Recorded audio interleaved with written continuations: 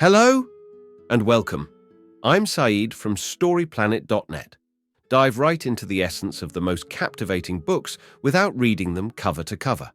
Whether you're on the go, at the gym, or just relaxing at home, we offer you a unique and enriching listening experience. Today, we are exploring the book Brotopia, a creation by Emily Chang.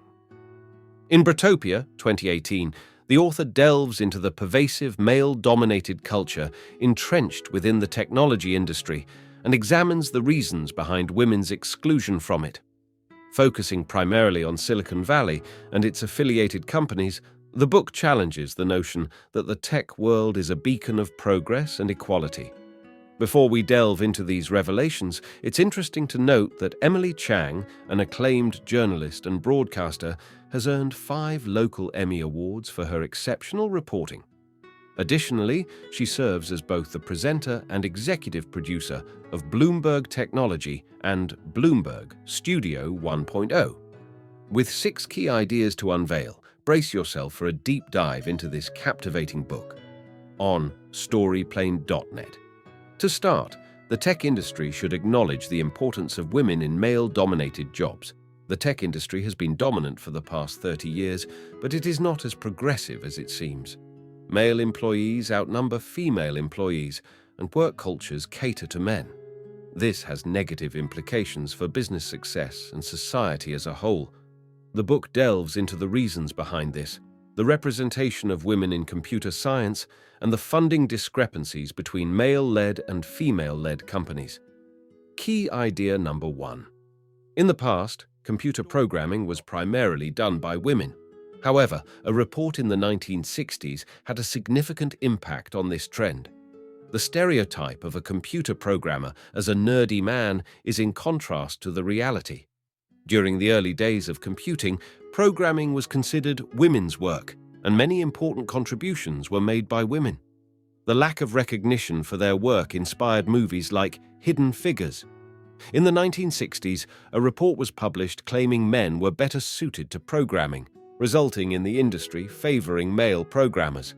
This has led to the false assumption that most programmers should be men. Key idea number 2. Women programmers experienced a decline in numbers and were gradually replaced by men after the 1960s. The male nerd stereotype in the technology industry was established in the 1980s. In the late 1960s, women programmers were replaced by men as the industry grew. The perception of computing as an intellectual job aligned with the male stereotype.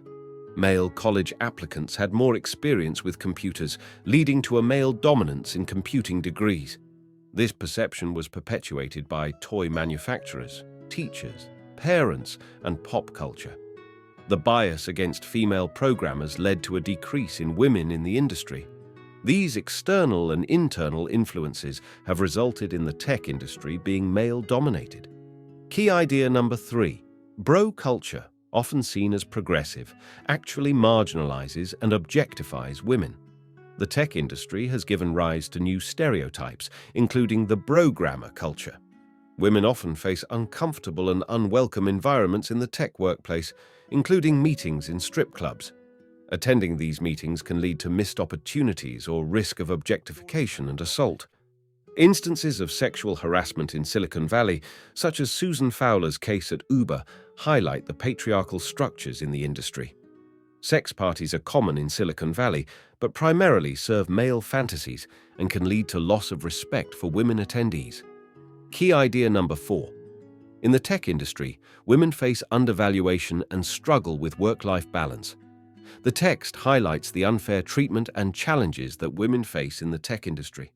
Women's success is often seen as luck, while men are credited for their ability.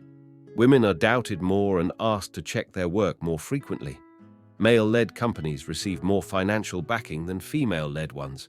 The tech industry's structures and work-life balance favor single men over married individuals and mothers. Some women are asked about their ability to balance work and motherhood, while men are not. The exclusionary nature of the industry makes it difficult for women to enter and progress in the field. Key idea number 5. Changing the status quo is challenging due to the tendency of people to hire candidates who are similar to themselves. Silicon Valley is not intentionally excluding women, but there are hiring practices that prioritize men. The belief in meritocracy is flawed, as companies often hire based on conformity. This leads to a lack of diversity and prevents the recognition of biases. Changing the culture is difficult once established, but companies can target diversity early on or ask for referrals from underrepresented groups. Bro culture is a problem, as it marginalizes certain groups and limits perspectives. Homogeneous groups developing technology may overlook misogyny and racism. Lack of safeguards on platforms like Twitter, created by men, leads to threats against women with differing opinions. Key idea number 6. Gender diversity is beneficial for companies. The tech industry is unfair to women, but promoting inclusivity can improve profit margins. Companies that eliminate sexism have seen their customer base grow. Women make up a majority of consumer purchases, so it makes business sense to target services towards them. The argument that women are not biologically wired for programming is flawed because empathy is useful for understanding customer needs.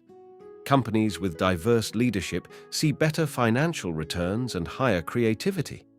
Gender balance also reduces the likelihood of company failures. Tech companies should be more welcoming of women for increased success. In conclusion, the tech industry is currently male-dominated due to the influence of history and society. However, there are clear benefits for companies that strive to improve the inclusion of women in the industry. Thank you for listening to this summary.